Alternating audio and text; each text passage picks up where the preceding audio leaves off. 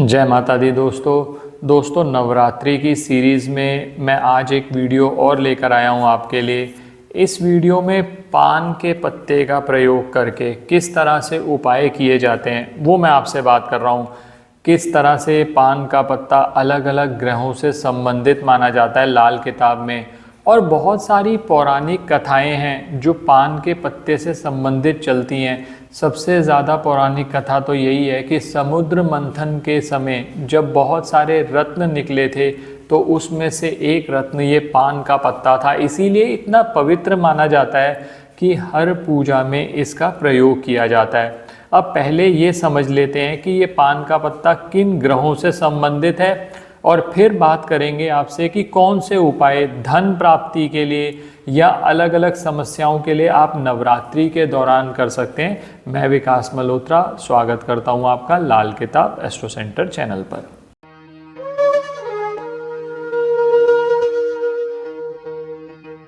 दोस्तों सबसे पहले तो ये समझ लीजिए, जो ये बीच का हिस्सा होता है ना इस पान के पत्ते का, ये माँ सरस्वती से संबंधित माना जाता है। जो नीचे का हिस्सा है इसमें माता लक्ष्मी का निवास माना जाता है। ये जो ऊपर की जगह है ना, यहाँ पर शुक्र और इंद्र का वास माना जाता है।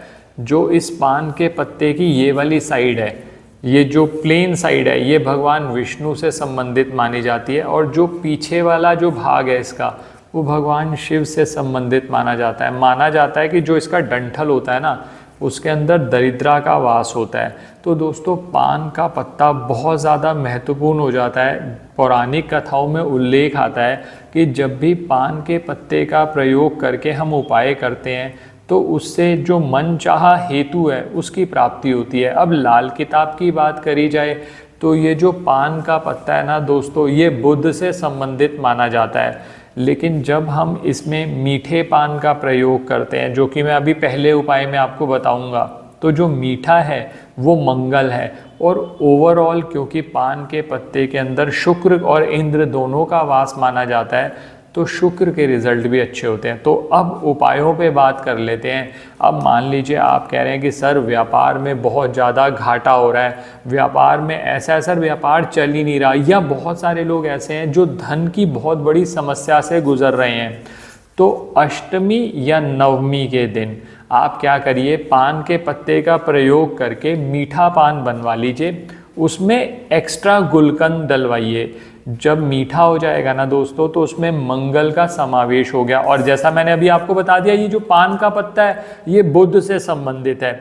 बुध, मंगल, और क्योंकि इसमें मैंने कहा कि शुक्र का भी वास होता है, तो शुक्र भी आपके, ये तीनों प्लैनेट्स आपके अच्छे हो जाते हैं। माता लक्ष्मी के सामने या माँ दुर्गा के सामने अष्टमी या नवमी के दिन आप पान का बीड़ा बनवाएं और वहाँ जाकर रख दें, और अपने जो भी व्यापार में आपका नुकसान हो रहा है या आपको धन प्राप्ति में बाधाएं आ रही हैं, उनमें आपको सॉल्व करने में, उसमें मदद करने में निवेदन करें। आप देखिएगा आपका काम ज़रूर होगा। ये अष्टमी या नवमी किसी दिन भी कर सकते हो, दोनों दिन करना चाहो दोनों दिन भी कर सकते हो। ये तो हो गया आपका पहला उपाय, जहाँ पर आपको व्यापार में घाटा हो रहा है, धन की बहुत ज़्यादा समस्याएं आ रही हैं, उस समय पर ये उपाय किया जाएगा। अब जो दूसरे उपाय पे आपसे बात करने जा रहा हूँ, बहुत सारे लोग कहते हैं कि सर नौकरी में बहुत बाधाएं आ रही हैं, या तो नौकरी लग ही नहीं रही, या नौकरी के लिए अथक प्रयास कर लिया लेकिन वो काम बन नहीं रहा, मुश्किलें कर करके हार चुके हैं। तो क्या करिए, ये ऐसे पान के 27 पत्ते ले लीजिए, उनको लाल धागे की मदद से, जिसको मौली या कलावा कहते हैं, एक माला बना लीजिए। ये 27 धागे से जो माला आपने तैयार करी, नवरात्रि के किसी भी दिन, और सबसे बढ़िया दिन रहते हैं अष्टमी या नवमी के दिन, आप किसी भी देवी के मंदिर में जाएं, माता के सामने अपनी नौकरी के लिए निवेदन करें। ये 27 पान के पत्तों की जो माला बना के गए हो ना, ये अगर संभव हो तो उस मूर्ति को पहना दें, नहीं तो आप सामने रख के अपनी समस्या निवेदित कर दीजिए।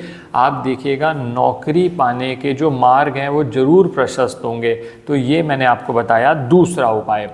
अब बात करते हैं तीसरा उपाय। मान लीजिए आप कहते हैं कि सर बहुत ज़्यादा दिक्कत हो रही है, धन प्राप्ति में बाधाएं आ जाती हैं, कर्ज बहुत बढ़ गया, और ख़ासकर कर्ज तो सर ख़त्म हो ही नहीं रहा। तो क्या करना है, ये पान का पत्ता लीजिए, इसके ऊपर लाल कलम से, लाल स्याही से, लाल मार्कर से, जो भी आपको उपलब्ध हो जाए, और बहुत कुछ नहीं मिलता तो कुमकुम से इस पत्ते के ऊपर माता लक्ष्मी का बीज मंत्र लिखिए, श्रीम। ये बीज मंत्र श्रीम, ये डिस्क्रिप्शन में भी ये मंत्र मिल जाएगा आपको, स्क्रीन पर भी आ रहा होगा। श्रीम लिखने के बाद ये आप माता के चढ़ा दीजिए, 5 मिनट निवेदन करिए अपनी समस्या का, और मन ही मन श्रीम का जाप करते रहें। फिर ये पत्ता उठा लीजिए, अपने घर ले आइए, अपने घर के मंदिर में रख दीजिए।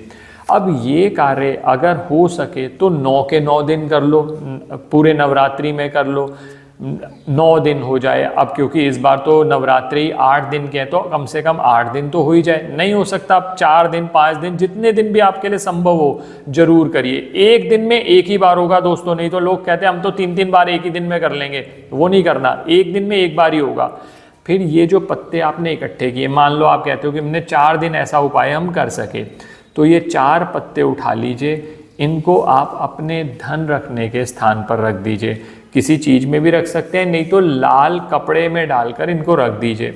धन रखने के स्थान पर रख देंगे तो जो कर्ज से संबंधित समस्याएं आ रही हैं आपको, उससे मुक्ति मिलनी शुरू हो जाएगी आपको।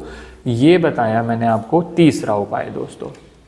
चौथा उपाय जो मैं आपसे बात कर रहा हूँ, अगर वैवाहिक सुख में बहुत कमी आ रही है, हस्बैंड वाइफ में बनती नहीं है, आपस में बहुत झगड़े चले आ रहे हैं और कोई भी कॉम्प्रोमाइज़ करने को तैयार नहीं है, टसल चलती चली जा रही है, और अब लग रहा है कि कहीं विवाह टूटने के ही ना योग आ जाएं, तो ऐसे केसेस में क्या करिए, एक पान का पत्ता लीजिए, इस पान के पत्ते के ऊपर श्री राम लिख लीजिए। जैसा मैंने भी कहा, लाल मार्कर से लिख सकते हो, लाल स्याही से लिख सकते हो, कुमकुम से लिख सकते हो, सिंदूर से लिख सकते हो। श्री राम लिखकर मंगलवार या शनिवार वाले दिन, नवरात्रि में जब भी मंगलवार या शनिवार आए, आप ये हनुमान जी के सामने ये पत्ता रख के आ जाइए। ये एक दिन हो जाए उपाय तो अच्छा, 2 दिन अगर संभव है, मान लीजिए ट्यूसडे भी संभव है, सैटरडे भी संभव है, दोनों दिन कर लो।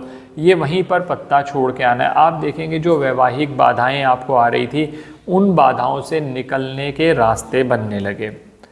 आखिरी उपाय दोस्तों जो बात कर रहा हूँ, 5वां उपाय, ये बात कर रहा हूँ, बहुत सारे माता पिता इस बात से परेशान रहते हैं कि बच्चा सर पढ़ता नहीं है। सर बच्चा ना पढ़ता तो है, लेकिन लास्ट मोमेंट पे वो भूल जाता है, मेमोरी पावर अच्छी नहीं है, याद नहीं रख पाता, रिप्रोड्यूस नहीं कर पाता, कम्युनिकेशन स्किल अच्छे नहीं है, यानी बुद्ध के रिजल्ट तो बिल्कुल अच्छे नहीं मिल रहे।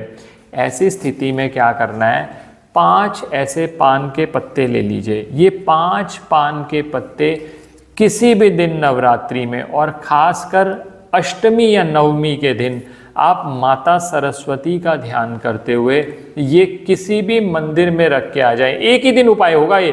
5 पान के पत्ते लेने हैं, अपने माता सरस्वती के सामने ये पान के पत्ते रख के माता से निवेदन ये करें कि आपके बच्चे की, चाहो तो बच्चे के हाथ से भी करा लो, कि ये निवेदन करते हुए कि पढ़ाई में या याद रखने में हमें मदद मिले। जो भी आपकी समस्या निवेदित करते हुए आप ये रख के आ जाइए, आपको लाभ ज़रूर होगा। नवरात्रि के दोस्तों जितने भी दिन आते हैं ना, वो आपके लिए एक बोनस है। आप जो उपाय करते हैं उसकी एफिकेसी बढ़ जाती है।